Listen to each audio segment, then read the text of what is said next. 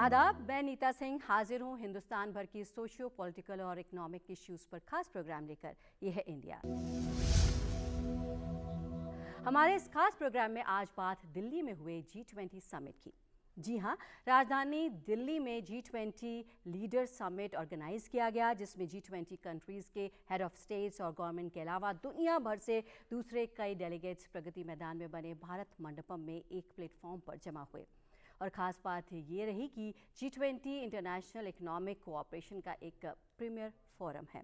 ऐसे में हम ये समझना चाहेंगे, ये ज़रूरी भी है कि देश की राजधानी में ऑर्गेनाइज हुए इस हाई प्रोफाइल इवेंट में G20 के प्रेसिडेंट कंट्री के तौर पर हमारा अचीवमेंट क्या रहा।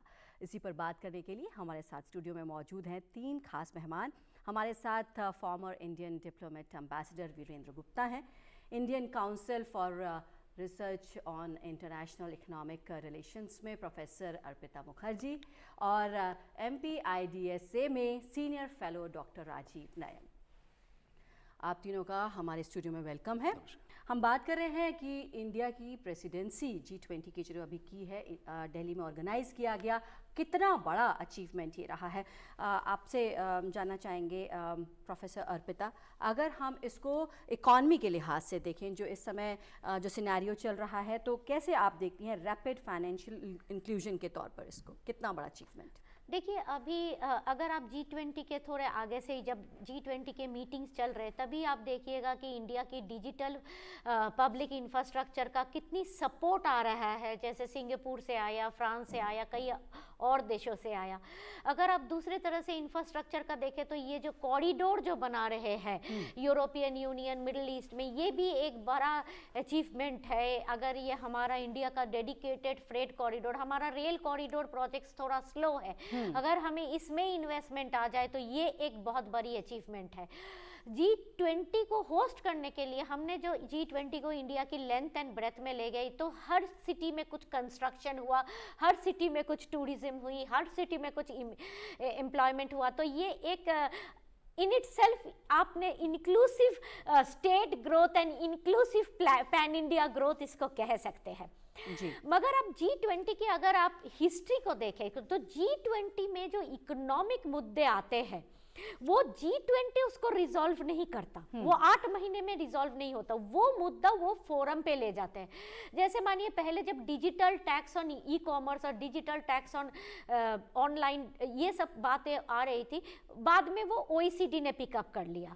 हाँ, sharing of data with a trust Osaka track में था जापान का मुद्दा, वो किसी ने पिकअप किया। अब डिजिटल पब्लिक इंफ्रास्ट्रक्चर ऐसे ही, या AI को कैसे गवर्न करना चाहिए, ऐसे ही मुद्दे होंगे जो कोई ना कोई पिकअप करेगा, इंस्टीट्यूट्स। इसमें से आगे जाके इंस्टीट्यूट्स को इसको मुद्दे को पिकअप करना पड़ेगा। जैसे OECD का टीवा का ऑलरेडी एक डेटाबेस है जिसमें वो ग्लोबल वैल्यू चेन मैप करता है, और इसमें लिखा भी है ग्लोबल वैल्यू चेन को मैप करना है। तो इसको आगे जाके इंस्टीट्यूट्स को इसको पिकअप करना पड़ेगा, WTO को इसको पिकअप करना पड़ेगा, तभी आपकी जो सक्सेस होगी ना वो इम्प्लीमेंट होगा। ये G20 का एज सच कोई कमिटमेंट तो है नहीं जी। It's not like WTO। Trade के आप एंगल से देखिए तो ये WTO है नहीं, या कोई और फोरम नहीं है जहां पे आप जाके साइन करते हो, आपको करना पड़ता है। यहाँ पे आप साइन करते हो इन अ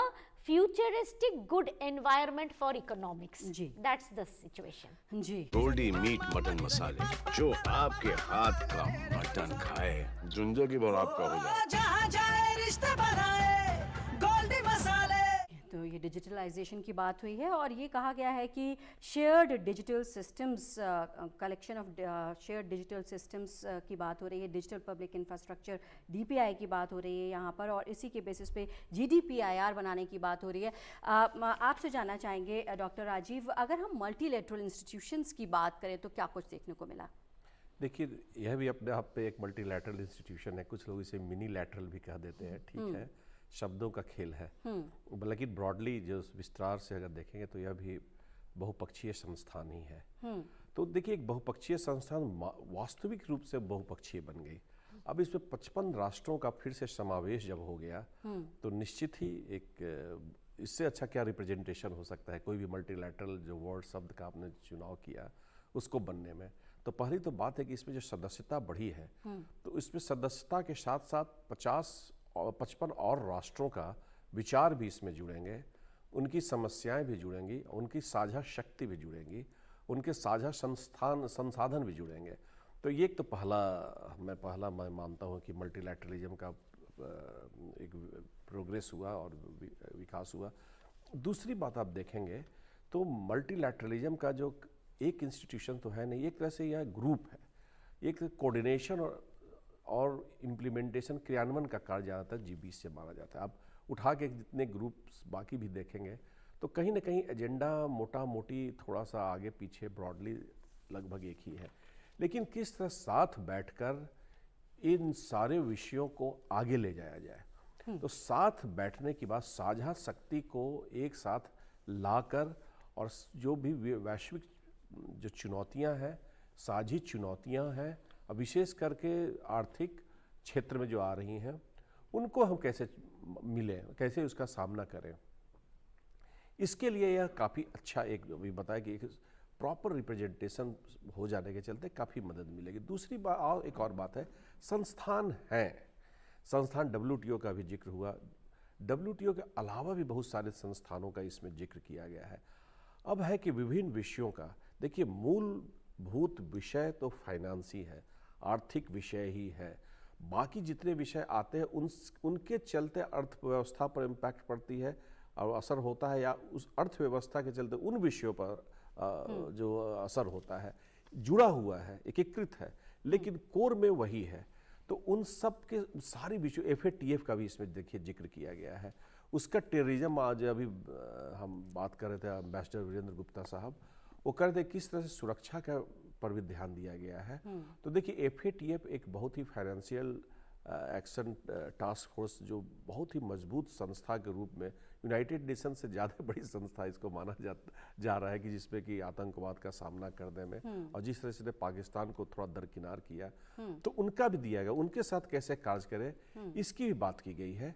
तो बाकी जो विश्व की संस्थाएं हैं उससे कैसे काम किया जा सकता है, साथ साथ किस तरह से जब इन जितने संस्थाओं को चलाने के लिए कुछ ना कुछ कानून होंगे, जिसे कि हम रेजीम कहते हैं, तो इस रेजीम में को कैसे इनको हम मजबूत करें, और जहाँ गैप्स आ रहे हैं तो उन कानूनों को भी इन संस्थाओं में कैसे लाया जाए, और कैसे जहाँ पर गैप्स है, जहाँ पर कहीं भी कमी नज़र आ रही है, उसको कैसे मजबूत किया जाए।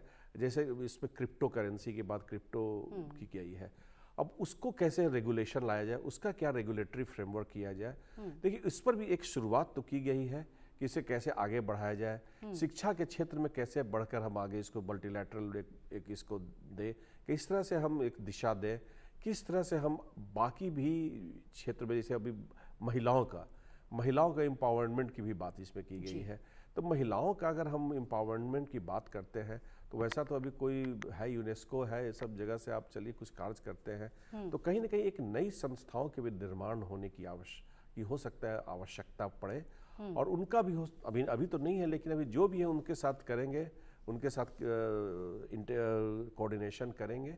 तो ये सारी बातें उभर कर जो मल्टीलैटरलिज्म की एक नई दिशा, चाहे संख्या के क्षेत्र से आप देखें, चाहे विषय लेकर आप देखें, चाहे दिशा के निगाह से देखें, चाहे इसको आप भविष्य के बारे में देखें, तो एक निश्चित ही एक सुनहरा भविष्य की तरफ ये संदेश देता है यह इस बार का G20 का जो सम्मेलन हुआ है उसमें। एम्बेसडर साहब, यहाँ पर एक और जिक्र हुआ जो MOU साइन किया गया, to establish India Middle East Europe economic order, इसके बारे में आपसे समझना चाहेंगे, और क्या ये BRI का अल्टरनेटिव हो सकता है? पहली बात तो ये जो हुआ, it was on the side lines of G20, it was not part of G20 जी, और कुछ देशों ने मिलके ये डिसाइड किया।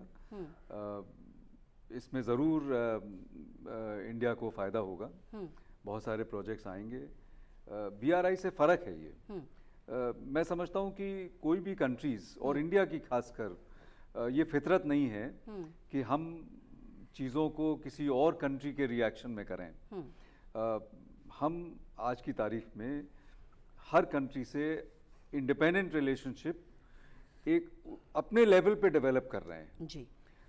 हमारी कोशिश ये है कि हर कंट्री के साथ रिलेशनशिप के सर्कमस्टांसेस को देखते हुए किस तरह से उसको हम ऑप्टिमाइज करें।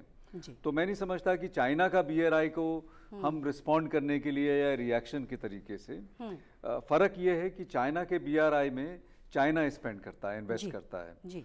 और एक तरीके से लोगों को बड़ी समस्या भी है क्योंकि डेट ट्रैप हो जाती है। कई सारे कंट्रीज में इतना ज़्यादा डेट डाल दिया गया, प्रोजेक्ट्स लगा दिए गए जो कि प्रोजेक्ट्स उनको ज़्यादा ज़रूरत भी नहीं थी, और उसकी डेट सर्विसिंग में मारे जा रहे हैं और उनको अपने नेशनल एसेट्स को गिरवी रखना पड़ रहा है। जी। तो शायद ये भी कह सकते हैं कि हमें ये प्रोजेक्ट नहीं चाहिए BRI वाले। जी। लेकिन ये इसमें फ़र्क है क्योंकि इसमें बहुत सारे कंट्रीज़ हैं, सऊदी अरेबिया है, UAE है, इंडिया है, यूरोपियन कंट्रीज़ हैं, अमेरिका खुद इन्वेस्टमेंट लाएगा। तो काफ़ी बड़ी मात्रा में जो है इन्वेस्टमेंट देखे जा सकते हैं और इकोनॉमिक डेवलपमेंट, कनेक्टिविटी बढ़ेगी। तो सारे कंट्रीज जो इस चीज़ों से जुड़े हुए हैं उन सबको फ़ायदा होगा। प्रोफेसर अर्पिता, मिलेट्स पर काफ़ी जोर दिया गया। मिलेट्स, उसके बारे में आप क्या कहेंगे? किस तरह से इकॉनमी पर ये असर डाल सकता है? क्या देखने को मिल सकता है? देखिए, SDGs का एक गोल होता है कि वो सस्टेनेबल फूड सिस्टम्स के बारे में बात करें और कई माने G20 और ग्रेजुअली ये सस्टेनेबिलिटी की पे बात कर रहे हैं। मिलेट्स इंडिया का बहुत नया वे, किनोआ वगैरह था ग्लोबली, बट मिलेट का अभी बहुत ज़्यादा सस्टेनेबिलिटी पे असर है। और इसमें हमारे फार्मर्स, जो पुअर फार्मर्स, मिलेट ग्रोइड फार्मर्स का बेनिफिट है। इसका क्लाइमेट बेनिफिट भी है बिकॉज मिलेट में कम वाटर वगैरह लगते हैं। मगर सबसे बड़ी बात जो इसमें आए हैं, अगर आप इसको ध्यान से इस डॉक्यूमेंट को देखिएगा, तो ये innovative financing for male nutrition food, children food में, यानी हम लोग जो कंसेप्ट को बोलते हैं कि कैसे हम लोग मानिए दाल खिचड़ी दे रहे हैं बच्चों को खाने में, अगर खिचड़ी के साथ अंडे या कुछ और सब्जियां दिया जाए, जैसे भी हो, तो वो कैसे दिया जाएगा, उसकी फाइनेंसिंग क्या होगी। तो इसमें कई सारे innovative financing and reaching out to consumers का एंगल डाला गया है with sustainable food production. In fact India के लिए मिलेट और ऑर्गेनिक तो इंडिया के लिए बिग टेक अवे मुद्दा है, बिकॉज हम लोग ग्लोबली, हमारा largest number of farmers organic में है, there is large amount of millets जो हमारे देश में ग्रो करते हैं। ऑलरेडी हमने UN का अप्रूवल ले लिया। सो मिलेट का एक बड़े तरह से हम इसको बहुत आगे ले जा सकते हैं। हम लोग cross country regulatory agreement sign कर सकते हैं जो ऑर्गेनिक और इस टाइप के सस्टेनेबल प्रोडक्ट्स के मोबिलिटी पे, जो ट्रेड पे, जो बार बार हर एक कंट्री में जाके उनके सिस्टम्स और स्टैंडर्ड्स को मानना पड़ता है, ये हमें आगे जाके हम इसके बारे में सोच सकते हैं कि इसको हम कैसे आगे लेके हमारी एक्सपोर्ट की बेनिफिट कर सकें। जी बिल्कुल। यहाँ पर एक और सवाल डॉक्टर नयन से करना चाहेंगे कि अगर हम countering terrorism and money laundering की बात, गोल्डी मीट मटन मसाले, जो आपके हाथ का मटन खाए जिंदगी भर आपका हो जाए। जहाँ जाए रिश्ते बनाए गोल्डी मसाले करें तो उसके लिहाज से क्या कुछ देखने को मिला? देखिए, किसी को यह उम्मीद नहीं थी कि मनी लॉन्ड्रिंग और टेररिज्म भी यहाँ पर आएगा, क्योंकि सुरक्षा से सब बात कर रहे थे कि जब इसकी स्थापना की गई थी G20 की, चाहे शुरुआत में फाइनेंस मिनिस्टर्स और गवर्नर्स ऑफ सेंट्रल बैंक आया करते थे, बाद में समिट के प्रोसेस के रूप में हुआ।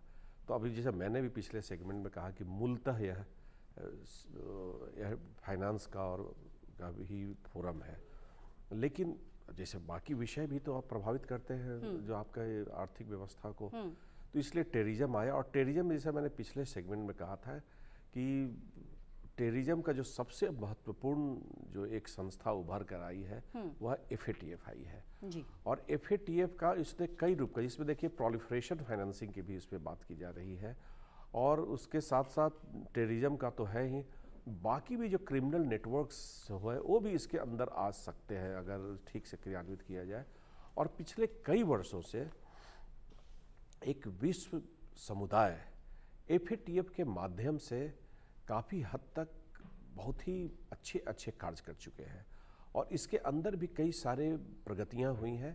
जैसे गाइडलाइंस बनाने का हुआ है, बड़ा ही कॉम्प्रिहेंसिव इनका गाइडलाइंस, जैसे कि हम अंतर्राष्ट्रीय अध्ययन में या कानूनी अध्ययन भी कह सकते हैं, अंतर्राष्ट्रीय कानूनी अध्ययन में सॉफ्ट लॉज कहते हैं, ये बाइंडिंग भले नहीं हो लेकिन एक तरह से वो सारे राष्ट्रों को एक देता है प्लेट में कि आप इसको अपने कंट्री में ला सकते हैं और इसको अगर आप क्रियान्वित करें तो आप अपने कानून के रूप में तो आपको काफ़ी फायदा हो सकता है। तो इस तरह से जितने सदस्य देश हैं वो इन सारे गाइडलाइंस को, जो कि पूरे की पूरी मल्टीलैटरलिज्म की भी हमने बात की थी, पूरी कई ऐसे लोग जिनका अनुभवी कहेंगे, हम विकसित भी नहीं कहेंगे, अनुभवी राष्ट्र आपस में बैठकर इन्होंने गाइडलाइंस तय किया है कैसे इनसे लड़ाई किया जाए, कहाँ से बैंकिंग में इसको हम फायदा, बैंकिंग सेक्टर को हम बता सकते हैं कि अपने जो भी गाइडलाइंस हो, चाहे अपने जो भी नोटिफिकेशन हो, उसमें ये सारी इन चीज़ों पर सजग रहो,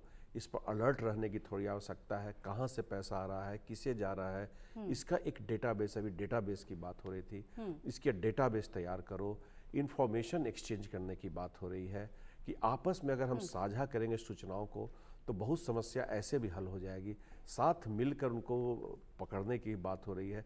तो FATF एक बहुत ही तेज़ी से एक बहुत ही महत्वपूर्ण संस्था के रूप में बढ़ रही है और इसमें इस पर G20 में इस पर विशेष जोर दिया गया है। और अगर आप देखेंगे पाकिस्तान की प्रक्रिया, वो पाकिस्तान बौखलाए हुआ है, यद्यपि FATF की बात नहीं कर रहा है लेकिन उसके बौखलाए हुए कई लेख आए हैं, तो उन्हें लग रहा है कहीं पूरे की पूरी दुनिया ही उनके खिलाफ न हो जाए। तो आतंकवाद का जो मसीहा बनकर चारों तरफ एक जन्नी बने हुए थे, तो जन्नी पर भी एक असर आने की उम्मीद की जा रही है। जी अम्बेसडर साहब, आपसे जानना चाहेंगे, हम यहाँ पर बात कर रहे हैं achievements of India's presidency of G20 summit, इस पर आपका कंक्लूडिंग रिमार्क।